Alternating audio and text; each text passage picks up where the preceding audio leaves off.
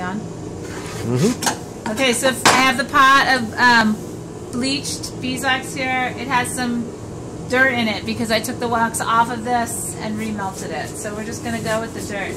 Most of the time what happens with dirt is it goes to the bottom of the pot, and otherwise I just pick it out. Okay?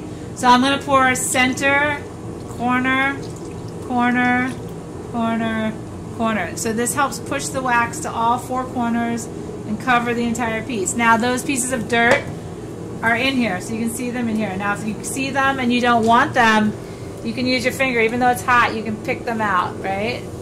So I kind of don't mind the dirt. I mean, if it was like right on someone's face or something like that, I would mind. So then there's nothing I can do right now, okay? So all I'm doing is letting the wax cool. So let it spread out into the tray, and then as it gets white, it'll milk over, and then as soon as this firms up, then I can move it. So right now I just wait.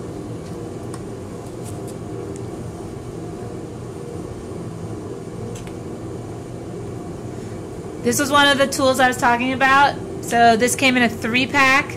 This tool,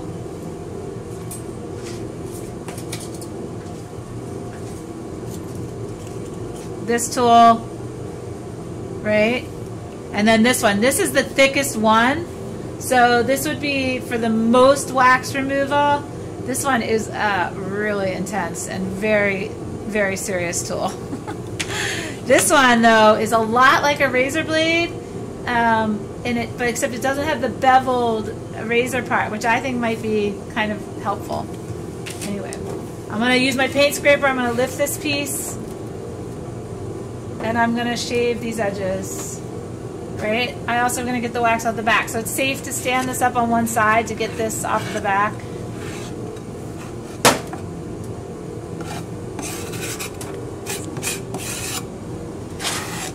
It's easiest to do this now while the wax is soft. It'll just get, as it cools, it'll get a little bit more toughness to it. I often like the wax around the edges, but I don't like it sitting on the bottom. Also, you can see I moved it a little too quick, so I think I did that when I moved it, but that's okay. I can smooth that out later.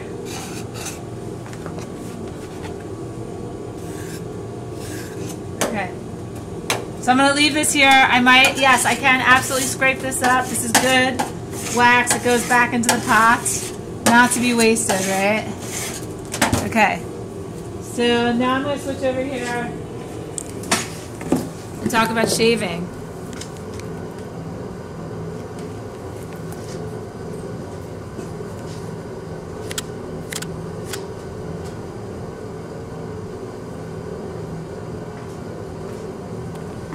So this is still very warm, and when it's very warm, it's very vulnerable.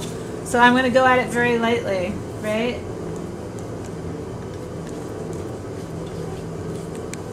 Maybe I'm just going to worry about smoothing this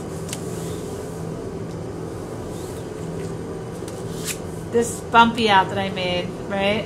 One of the things I can do too is that when it's very smooth like this, I can do what I call a healing, or I can use the wax and put it back into like I think you were calling them a divot or something. So I could really make this like perfectly smooth. See, there's like, it's almost like sand dune, you know? You can just slightly see that it's not perfectly, but that's pretty, oh, then I just messed it up.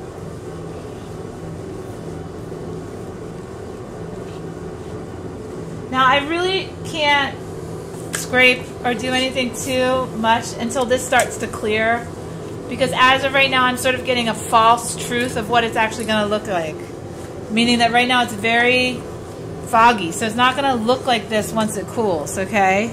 So I don't really want to make any decisions about it until it cools, because it's so vulnerable right now. It's kind of like Jell-O.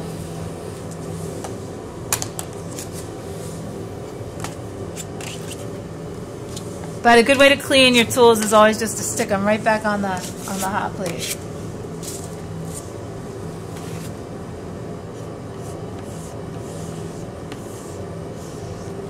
So the idea of pouring versus brushing is that I don't have to deal with any of the brush strokes, right? So I've got areas that have gone from complete liquid to solid, meaning that they're very, very smooth, right?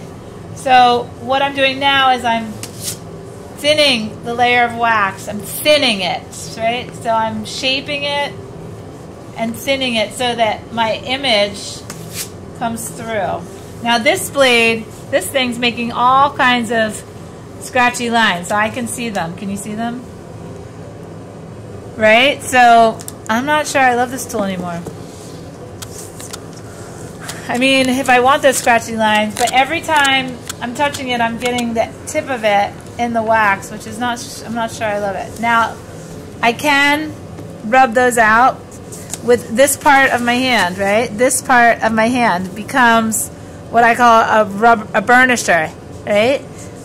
Because if you use the friction of your body against the wax, you are kind of generating some heat. Right now, though, this thing is really hot. It's still really hot. All right, but slowly you can start to see the image come through.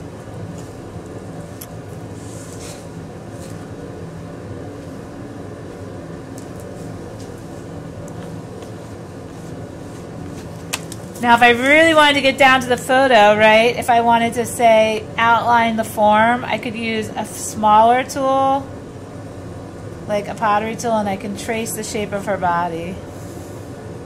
Right? So the idea, and this I'm just showing you the idea, is that this is how much depth you've made here, right? So now if I go all the way in here, now I'm down to photo, right? And what happens when I come down to photo is that I can make all these cool sort of suggestive shapes, and I can bring the photo back to the surface, right, by taking the wax away. Now, I don't think this is the look that you're going for, but I just wanted to show you the possibilities. Kind of looks like a mess right now. All right. So, and again, I could go back and I could use any of these variations and kind of what I call soften them or cover them up, right? So I'm just kind of doing this until I'm happy with it. So it's just kind of, I'm going through these motions until I see something that I like. And then my intuition tells me I like it, and then I stop, right? And I know I'm done. All right.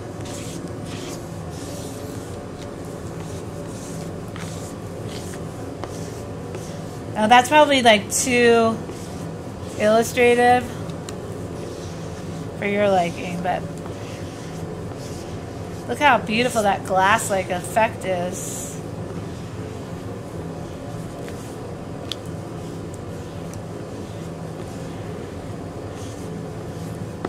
Now the reason that I told you to wait until it cools is because I have a lot more practice doing this. Now you don't have to listen to me, and you can do it while it's hot. But if you wipe it all off, then you'll have to redo it, which is not the end of the world. It's just a practice. It's amazing how abstract it is right now. It really looks like a tree branch. Okay. So we're going to take a pause here while this thing actually cools down.